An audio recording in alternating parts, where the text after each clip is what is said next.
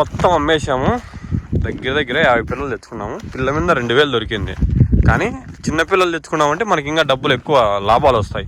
కానీ మనకు తెలియక సబ్జెక్ట్ రాంగ్ పడింది. కానీ ఫస్ట్ టైం కదా మనం అక్కడ షెడ్ వేసాము కదా, షెడ్లో పెట్టి మేపుతాంటాం పిల్లల్ని, బయటికి ఇడుతూ ఉంటాము. పిల్లలు మనం ఏం చేయాలంటే ఇట్లా ఎర్ర పిల్లలు తోలకొచ్చుకోవాలా, తాడిపత్రి కానీ రేగడి పిల్లలు కానీ. ఎందుకంటే ఆటోమేటిక్గా అవి పొట్లి లావు వచ్చేస్తుంది, వెయిట్ కూడా ఎక్కువ పెరుగుతుంది. ఇప్పుడు ఇది ఏమైందంటే మనకు తెలియక ఫస్ట్ టైం మనకు తెలియదు కదా, కొంచెం సబ్జెక్ట్ మీద డబ్బులు ఎక్కువ రాలే. లేకుంటే కానీ 1 లక్ష రూపాయలకి పైన రాలా. 3 నెలలు మేపినాము. అన్ని పొట్టిల పిల్లలు మొత్తం అన్ని సేల్స్ మొత్తం ఇచ్చేసాము. మళ్ళీ శనివారం సంత జరుగుతుంది కదా, సంతలోకి పోయి మళ్ళీ మార్చుకుంటాం. ఎందుకంటే ఏరేడు తెస్తాం. ఇంకా 40 పిల్లలు, ఇప్పుడు మనకు 35 పిల్లలే ఉన్నాయి. ఈ పిల్లలు బాగానే ఉన్నాయి. కానీ ఏమంటే మనం పెద్దది పట్టుకొచ్చుకున్నాం, రేట్ ఎక్కువ ఉన్నాయి. కానీ పిల్లలు అనేది సన్నగా ఉండాలి. చిన్న పిల్లలు తెచ్చుకున్నాం అంటే ఆటోమేటిక్గా మనకు రేట్ వస్తుంది, డబ్బులు వస్తాయి. డబ్బులు వచ్చినప్పుడు మనం ఏం చేస్తుంది, ఆటోమేటిక్గా లాభాలు వస్తాయి. మనకు తెలియక ఏమైందంటే పిల్లలు పెద్దవి తెచ్చుకున్నాం.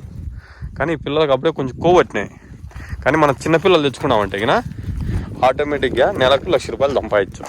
పొట్టెల బిజినెస్ బాగానే ఉంటుంది. కానీ మనం నేర్చుకోవాలి ఫస్ట్. కానీ మోసాలు ఉంటాయి. ఫస్ట్ మనకు అందరూ మోసం చేస్తారు, కానీ మనకు తెలీదు మోసం చేస్తాను. మాటలు బాగానే ఉంటాయి కానీ ప్రతి ఓడు మోసం చేస్తాడు.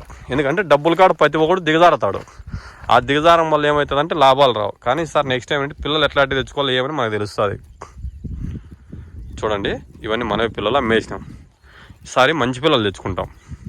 మంచి పిల్లలు తెచ్చుకొని లాభాలు ఎక్కువ రాలి మనకి ఈసారి. ఎందుకంటే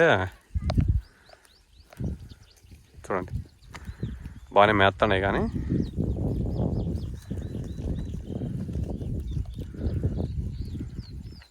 సరే 100 పిల్లలు పెట్టినామంటే 3-4 లక్షల లాభం వస్తుంది.